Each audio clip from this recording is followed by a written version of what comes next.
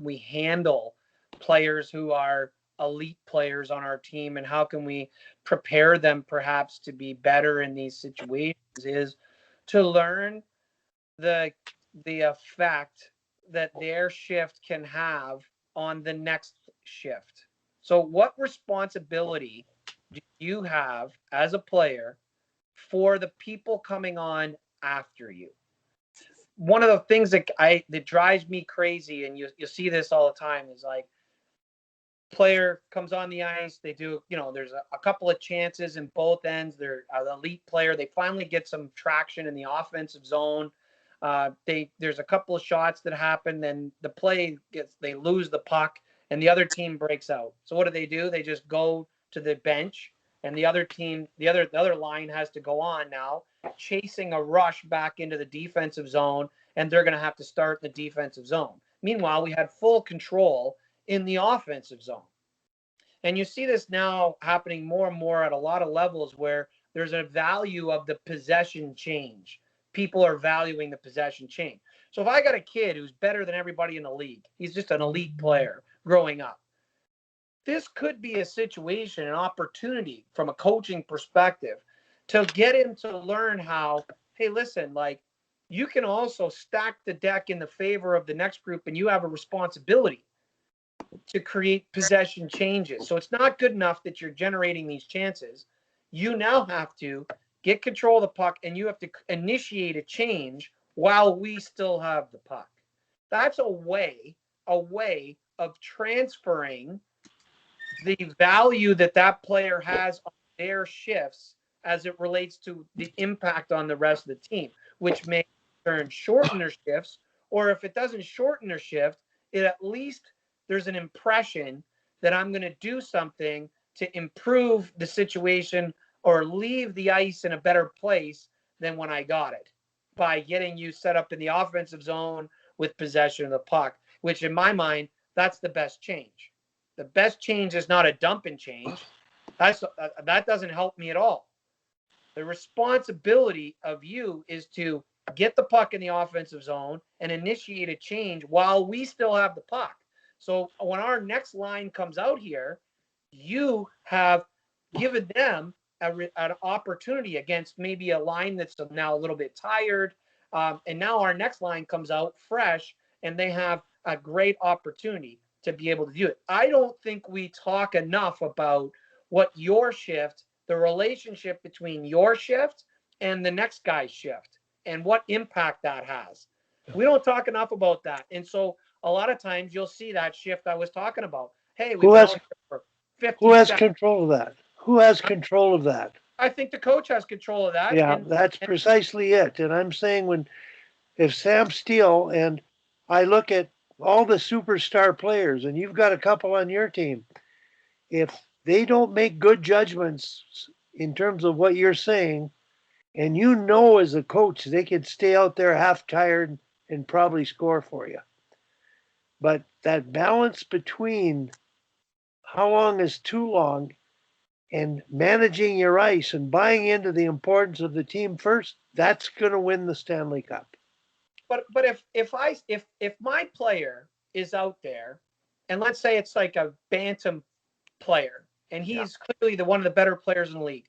If he's extending his shift in an effort to maintain puck control to give our team a possession change, I'm good with that. Yeah. If he's extending his shift in an effort to see that maybe, possibly I might get another personal scoring chance, maybe I'm not as good with that. Yeah. Maybe that's not quite No, team. no, I get That's what you're not saying. quite team. Yeah. Yeah. Maybe as me as a coach, I could take a look at all of his changes, go through all of his changes, and say, you tell me, I'm just going to show you these changes. You tell me on any of these changes when our team is in a better position, the next line is in a better position because you were on the ice. You show me. And I guarantee you, with a lot of kids, like in a bantam age group, you're going to see a lot of changes on the fly that the next line coming out is in a worse position Oh, yes. because Yeah. that line was on the ice. They dump it and change. Well, we had full possession of the puck, and now they have a free breakout. So now I got to jump on the ice and I'm in a neutral zone forecheck absorbing a rush. Or like in the play, you overextended your shift, so now you're in the defensive zone, you ice it. And now you go, well, now I got to take a defensive zone face-off. Or worse, you're in the offensive zone, you overextend your shift, they break out. You're certainly not interested in back checking at that point. So now we're back checking, and you're like, oh, the hell with that. Like, that's somebody else's problem. So now you do a change on the way back, and now I got to go on the ice, and I'm taking the other team's already in the zone. I think if you sat down with a kid who really wants to play, and you said, hey, listen, let's talk about some of these changes. We're talking about 5 or 6 changes in a hockey game that he could directly impact. Tim You're Bothwell telling me I'm mentioned not going to try to do something like that? I think that would be a cool project for a kid to go through. Tim mentioned, you're talking Bantams. I see it in the NHL. The changes are awful. Yeah. The scoring chances that are more dangerous scoring chances are still occurring off changes, and the inability to be aware of that. And I don't think it's done selfishly. It's done carelessly, like they're just not cognizant of the importance of that time and space in that moment situation. So, Kim, you've had your hand up a while here, so. Well, I just wonder how much, we in video sessions, as Darryl, mentioned, everyone gets their video cut now, right? And you get a message with all your shifts, and it's just your shifts. It's no one else's shifts. And I've always had this visceral reaction to that idea of I didn't like it. And now that Darryl's brought up this idea, maybe that was subconsciously in there. Right? It's, players are watching themselves, however many shifts they get in a game, and they're not seeing, the 30 seconds that comes after that. And I think that, that my shift mentality, as opposed to watching the whole period or watching 5 or 10 minutes of the period, is filtering down into minor hockey. There's so many different services you can use now. When it used to be just Steva or some very dedicated coach cutting all your shifts for you, now there's so many services that do this for you. So I think it's incumbent on the coaches to maybe not always use those technologies in that way, where it's just an isolated shift, because then you're never going to solve this problem if they're only ever watching themselves and they're never, watching the full game. I could see in female hockey this having a really big impact, because we all know they don't watch enough of full games already. So if you're isolating it even further into where it's just them, I think that would go against what Darryl just said about, that responsibility to the rest of your team. So it's interesting how the technology can help you or hurt you, but I could see that having a harmful effect on the team play in isolation. So I totally agree, Kim. The quick response or quick thought there would be, because let's be realistic. You're not going to get, it's tough enough to get your players to watch their shifts, let alone watch the whole game. But sort of to your point, if you made it sort of routine, so if you sit down to watch your shifts, and the way I as a coach edit those shifts is you get your shift plus 12 seconds or something. And one of the things you're going to be watching for is Darryl's point. What are you leaving the next line? Are you leaving the next line a defending situation, an offensive situation? What are you leaving?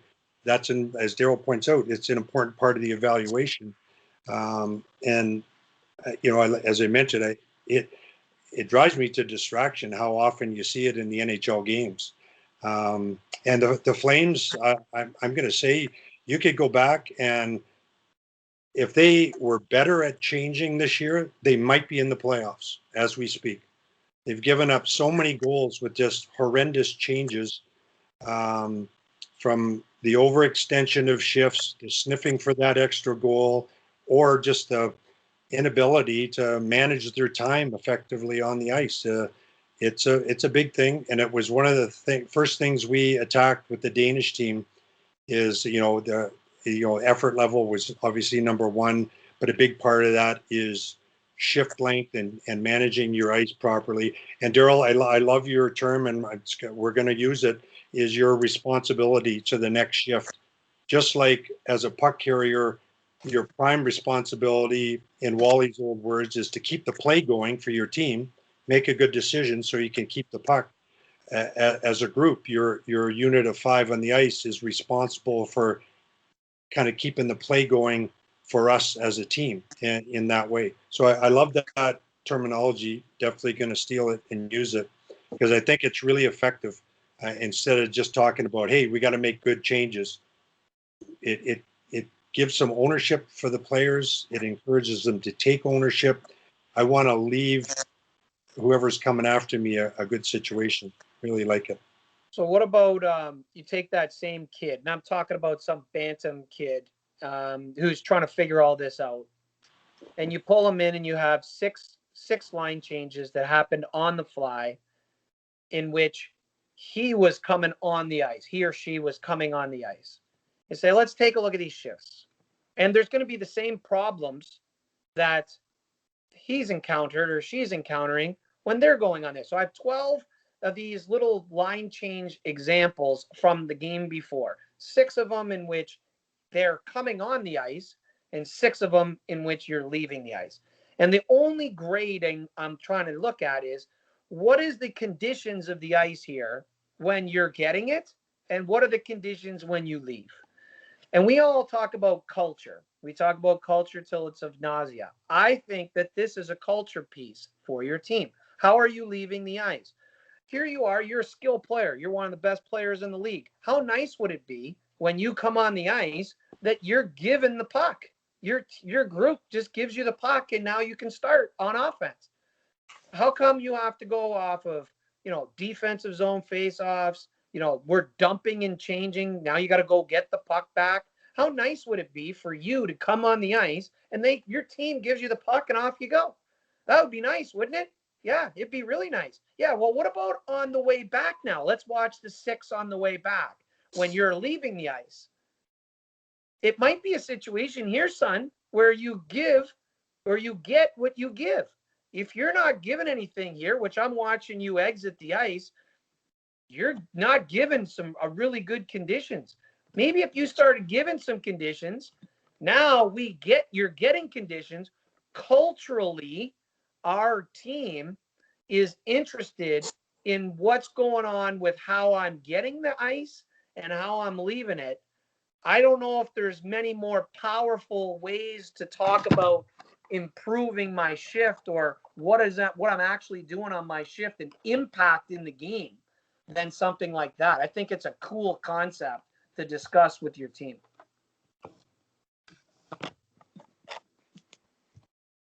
I totally agree. And to use Morris's, Morris brought it to us, but Pat Quinn's verbiage, that definitely should be part of who we are and what we do as a team, getting directly to the culture piece. Totally agree.